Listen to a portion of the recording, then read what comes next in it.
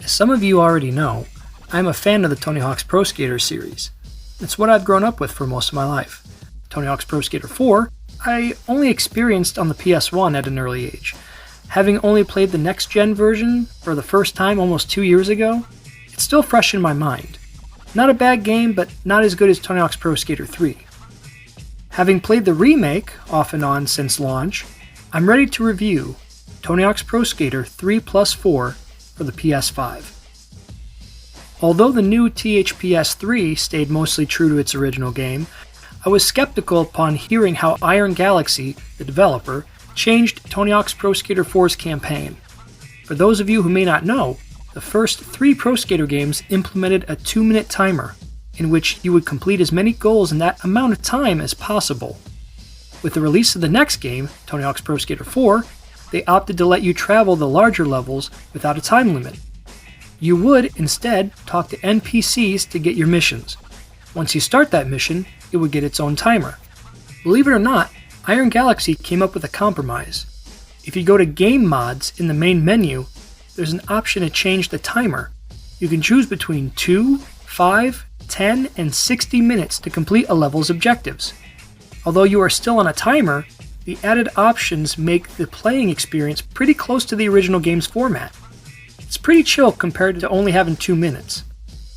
In fact, it never took me an hour to complete a given level in the original game, so I see this as a great compromise that translates THPS 4's gameplay pretty well to match Tony Hawk's Pro Skater 3. Best part is, it seems to have no impact on trophies for all the trophy hunters out there. As a remake, how does it compare to the original titles? There are some glaring omissions, which I will talk about later, underwhelming carryovers from the last game, like the Create a Skater and Create a Park modes, both of which have not improved much, if at all, since 1+2, and things that need to be patched out. If you look at the levels, 3 of which were added in place of Chicago and the Carnival, I'd say they translate them over to the remake pretty well. You have the movie studio, the water park, and the pinball table. All are welcome changes to Tony Hawk's Pro Skater 4. In fact, they were some of my favorite levels. If Iron Galaxy was tasked with a new game, I would be happy to see what they can create. The soundtrack is mostly the same, with some songs added and some that didn't come back. A few that did not make the jump to the new game were Alien Ant Farm's Wish, Goldfinger's Spokesman, and Nebula's Giant. In my head, those are sorely missed, but they can't get every song back. After all, licensing can be a legal nightmare. The overall gameplay loop changes slightly with the new game. It works like 1+2, where you have 2 separate campaigns, and both tied to each and every skater. In this game, you have the same idea, but once you complete all the main objectives, you get the pro goals. They are similar to the basic level goals, except they are supposed to be harder. Other than the point-based missions, the rest are fairly easy. Even the point-based pro levels weren't much of an issue for me. I consider myself to have a little more than middling level skills. Once you complete the pro goals, you finally unlock solo tours, which makes the campaign replayable with all the other characters. I love this inclusion, but there are just a couple things I would add. 1. The requirement of 100%ing all goals might seem challenging for some people, so having it as an unlockable instead of being available from the start is a little baffling, but I understand why they did it.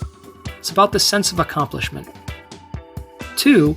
If they wanted to make solo tours truly great, they should allow you to start each new playthrough with the skater's minimum stat points.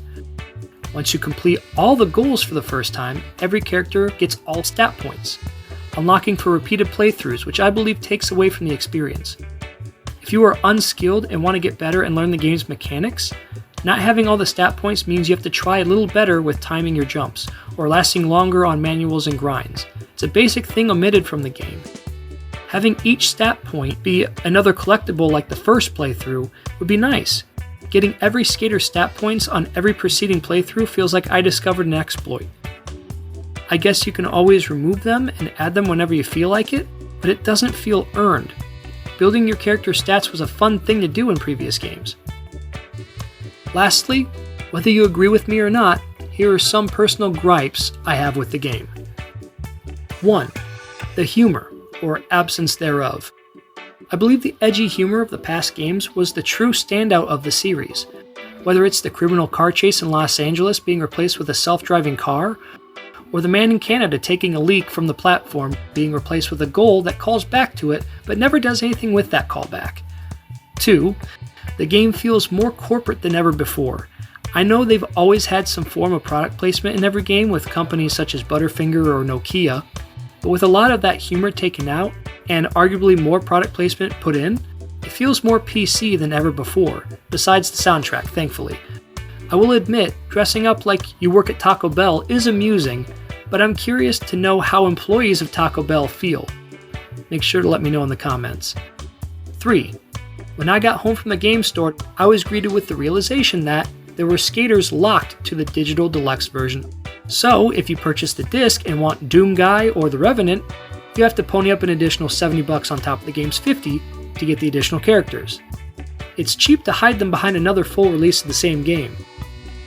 Supposedly, there is a $20 upgrade pack on all the other consoles except for PS5.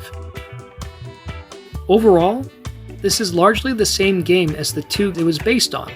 They managed to improve the overall experience despite some small gripes. I would go on a limb and say I enjoyed the game more than Tony Hawk's Pro Skater 1 and 2. I would like to see new character DLC, a Tony Hawk's Underground remake, and a brand new entry in the series. Maybe call the new game Tony Hawk's Pro Skater 5 and act like Tony Hawk's Pro Skater 5 didn't happen. Just scrub it from our memories. That would be nice. I just hope Activision/Microsoft keep one team working on each consecutive game from here on out, kind of like how we had Neversoft for the original run.